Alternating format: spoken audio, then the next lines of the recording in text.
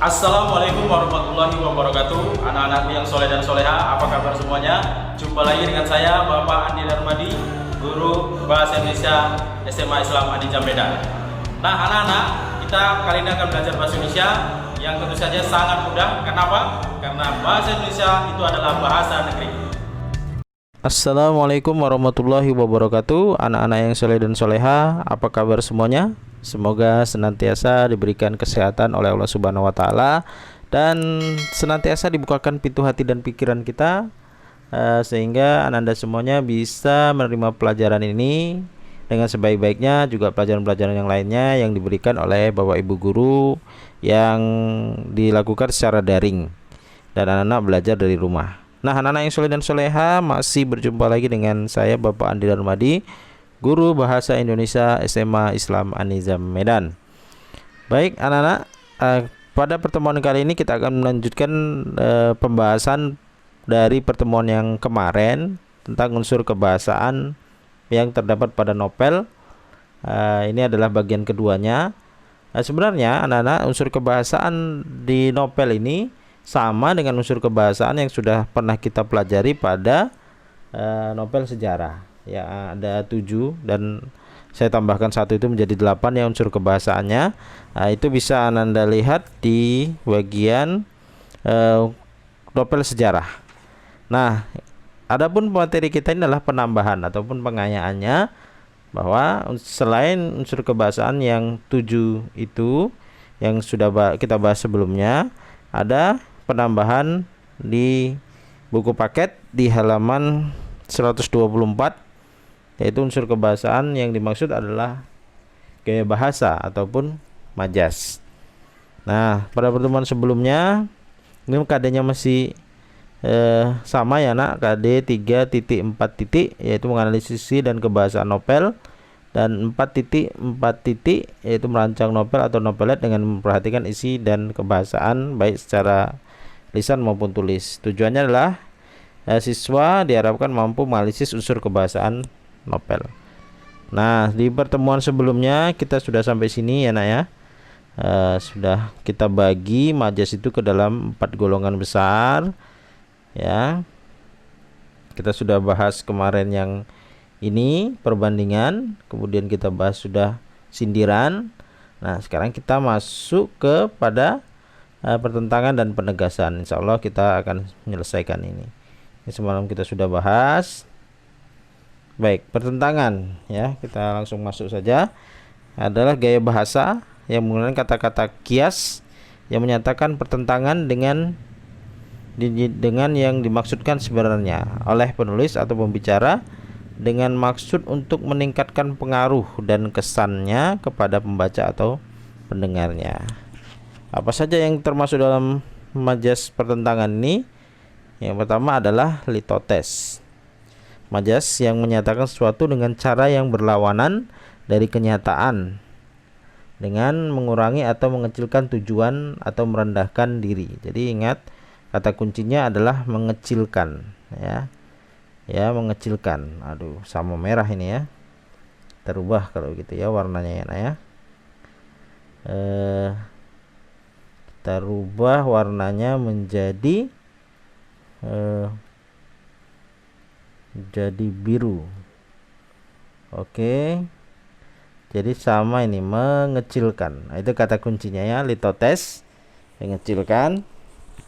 Kemudian lawannya adalah hiperbola ya kan. Ini disengaja dibuat berdampingan.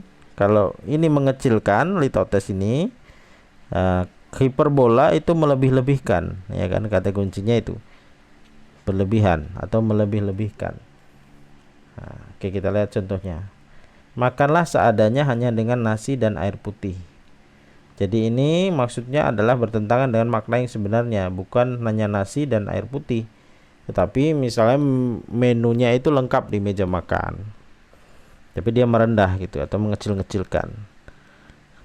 Baik, kalau hiperbola suaranya menggelegar, memecah jendela, memecah kaca jendela, memecah kaca jendela. Nah, ini juga berlebihan. Walaupun suaranya kuat tapi tidak bisa sampai memecahkan kaca jendela. Ini adalah gaya bahasa yang biasa digunakan pengarang dalam novelnya juga, yaitu bisa dia merendah atau mengecilkan, mengecil-ngecilkan, bisa juga dia hiperbola, membesar-besarkan. Baik, berikutnya antitesis. Majas yang memakai pasangan kata yang berlawanan artinya. Ya, ini sering digunakan pengarang dalam novel. Mahal murah, semua ada di toko itu. Tinggi rendah, panjang pendek, ya kan, dan seterusnya. Ini antitesis. Jadi ini ya, ada katanya. Berikutnya majas yang mengandung paradoks ya, majas yang mengandung pertentangan antara fakta yang ada dan pernyataan, ya, paradoks. Hatiku sedih di antara kesenangan duniawi ini. Ya, jadi dia sedih dengan kesenangan, ya.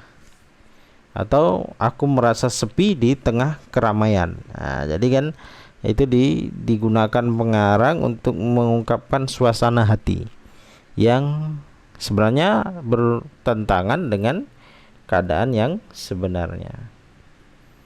Baik, itulah majas pertentangan. Kita lanjut ke majas penegasan. Apa itu majas penegasan? Adalah majas yang menggunakan kata-kata kias tentunya, yang menyatakan penegasan untuk meningkatkan pengaruh dan kesannya terhadap pembaca atau pendengar. Baik, apa saja yang termasuk majas penegasan atau pengulangan tadi? Yang pertama adalah repetisi. Majas pengulangan kata-kata sebagai penegasan. Ingat aja kata repet, ya kan? Ya, repet. Ya, berarti merepet dia kan, mengulang-ulang. Katanya itu saja, ya kan? Jadi dia yang ku nanti, dia yang ku harap, dia yang ku tunggu. Terjadi repetisi. Nah, kayak bahasa repetisi. Berikutnya pleonasme, majas yang memakai kata-kata secara berlebihan yang bermaksud menegaskan arti dari suatu kata. Pleonasme, atau secara sederhana ya, pleonasme itu disebut juga majas yang menggunakan kata-kata yang berlebihan atau mubazir kata. Mubazir kata. Contoh, semua murid yang di atas saat malam turun ke bawah untuk pulang. Nah, ada yang berlebihan di sini? Iya, benar sekali. Ada kata turun ke bawah. Ya, turun ke bawah. Turun ke bawah itu berlebihan. Ya, sudah turun itu pasti ke bawah, naik ke atas. Jadi turut cukup dihilangkan salah satunya. Semua murid yang di atas saat malam turun untuk pulang, atau semua murid yang di atas saat malam ke bawah untuk pulang, gitu ya. Paralel ya, paralelisme adalah majas pengulangnya ya perulangan, tetapi biasanya terdapat pada puisi. Ya, cinta ialah pengertian, cinta ialah kesetiaan, cinta ialah rela berkorban. Baik, berikutnya majas klimaks. Ya, klimaks dari katanya kita ketahui ya, majas yang menyatakan beberapa hal yang berturut-turut dan semakin lama semakin meningkat maknanya. Semakin naik dia, ya kan? Nah, semakin tinggi, ya kan? Anak-anak, remaja hingga lansia tidak ya mengantri, anak-anak, remaja hingga lansia ikut mengantri BBM. Ya, atau mau dirubah kata-katanya yang lain, ya, semakin lama semakin tinggi maknanya.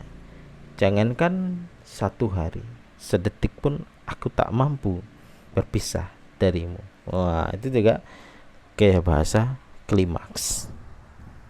Baik, nah ini contoh-contoh soal, yaitu gaya bahasa yang sebenarnya banyak gaya bahasa yang lain ya, Naya, yang di luar ini. Sebagai tambahan, itu di buku ada gaya bahasa antonomasia ya, antonomasia yaitu gaya bahasa yang menggunakan nama-nama panggilan tertentu ya untuk menggantikan nama yang sebenarnya. Itu juga sering ya, misalnya apa ya, si kecil ya, si gendut dan seterusnya. Nah, dan majas yang kita bahas ini adalah majas yang lumrah, yang biasa terdapat dalam soal-soal yang diberikan ya. Tapi di luar ini masih banyak majas yang lain. Silakan Anda cari dan bisa searching juga, atau cari referensi-referensi lain di perpustakaan juga boleh. Ataupun ini kan sudah sering dipelajari saat SMP, silahkan dilengkapi. Dan kalau masih ada yang kurang jelas, silahkan Anda pertanyakan di grup kita ya, di grup WA. Nah, untuk soal-soal ini hanya contoh saja ya.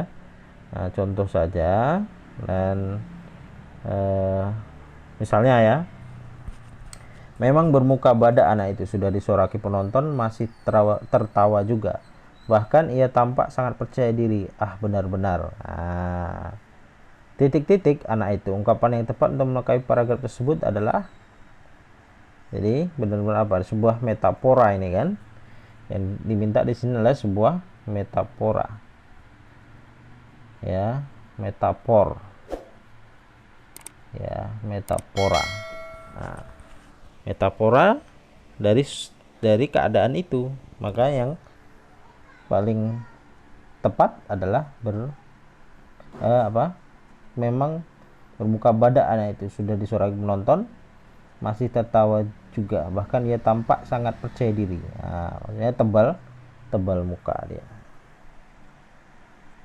Berikutnya, perbaikan kata yang bercetak miring adalah, sejak digulirkan kebijakan pemerintah mengenai desentralisasi pendidikan, mulailah bermunculan pemikiran masyarakat terhadap pendidikan, khususnya mengenai rendahnya mutu pendidikan. Oke, perbaikan kata rendahnya ya, itu bisa diganti dengan kata lugas ya. Lugas ini maksudnya kata leksikalnya, yaitu kurangnya.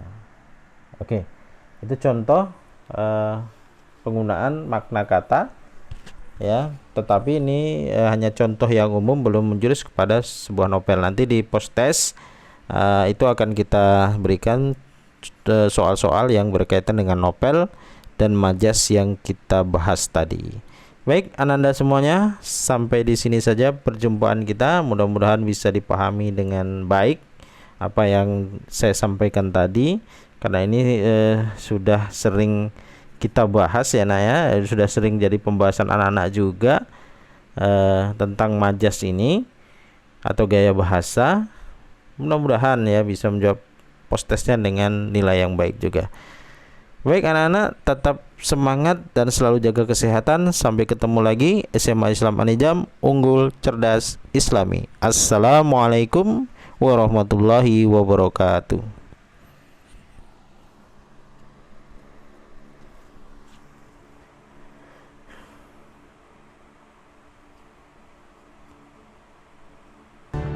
Alhamdulillah anak-anak, demikian pembelajaran kita pada hari ini. Sampai ketemu lagi pada video pembelajaran yang berikutnya.